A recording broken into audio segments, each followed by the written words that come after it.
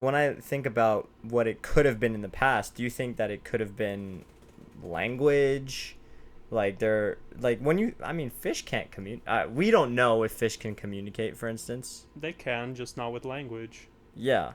So what if language was the great filter and like we were able to surpass that? We Our did surpass that. Like we live in a world now where I like hate you. someone who speaks Chinese can learn to speak English and vice versa. Yeah. Relatively simple. Yeah, Yeah. like just imagine 100 years ago, like people didn't have, or 200 years ago, people didn't have airplanes and that kind of stuff and the internet.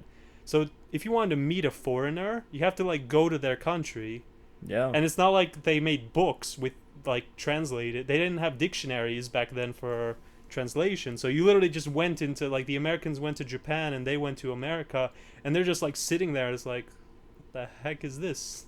Yeah, that's true.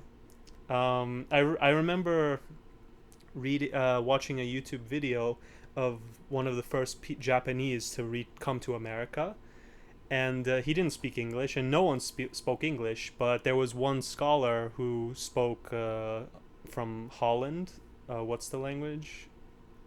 Dutch. Dutch, Dutch, Dutch. yeah. So he was fluent in Dutch, like, which is already amazing for someone from Japan, like literally the opposite side of the world. But Mhm. like he didn't know English either, so he literally had to like guess. He had to learn, like, how he had to learn English through Right. Dutch, through Japanese. He learned English through Dutch through Japanese. Yeah, like, because he was fluent. He learned Dutch. Like he spent like Uh-huh. many years in his life like learning that. Because So this dude went through two conversions when one conversion is hard enough for 99% of yeah, humanity. and this guy's like a scholar. Like, this wasn't even the adventurer, the diplomat. He was just like some guy having fun.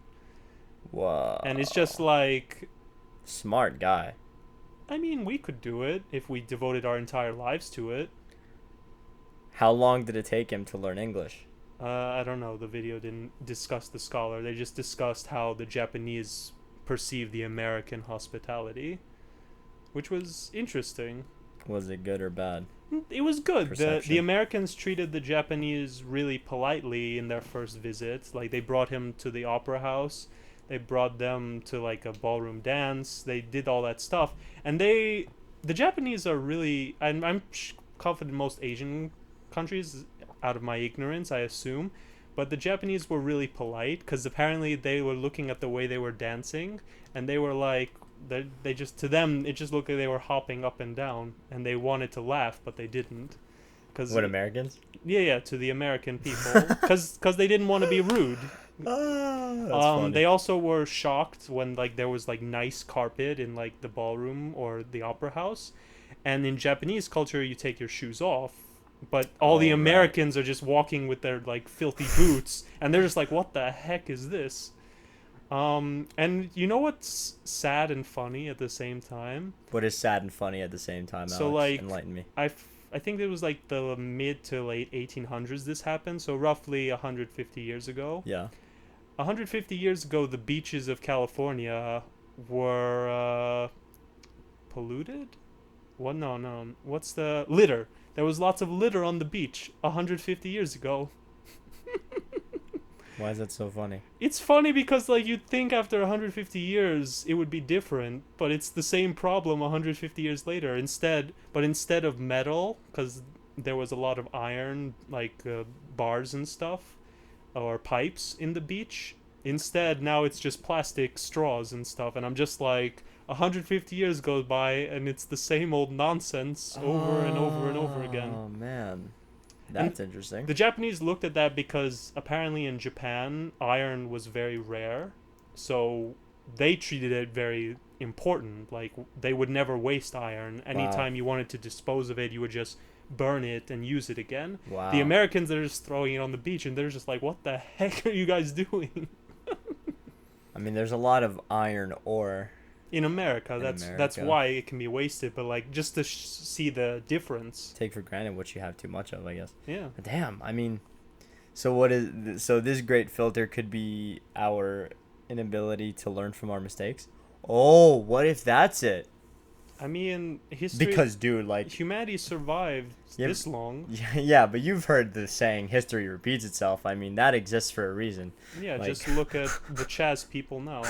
It's like literally, when was the communism? Marx existed before communism. So like in the 1920s, 1940s, that around that time, Marx existed, the Yep. guy who wrote Yeah, the Karl Marx, Communist Manifesto. yeah. So 100 years later, and people still don't realize how bad of an idea that is. And not only they don't realize it, but they're proud. They're like, I am Marxist. I'm like, you do realize that's the second dumbest thing you could do. The only thing dumber than that is actual anarchy, which, from what I can see, they can't really distinguish the two. You're really hung up on Chaz, aren't you? It's just, can you see any people dumber than that? Like, can you think of any group of people that are dumber than that? Yeah. Like what? Ah. What's dumber than supporting people who are pedophiles, criminals, murderers, drug addicts, and then under all of that, you're preaching a noble cause, Black Lives Matter and all that good stuff, which is good, but your actions and what you actually do represent not that at all. It represents probably humanity's worst qualities. I don't know if it's necessarily dumb or stupid. It's just hypocrisy. Or evil, or hypocrisy. So is hypocrisy a great filter? No, it's not. It's just a dastardly human quality.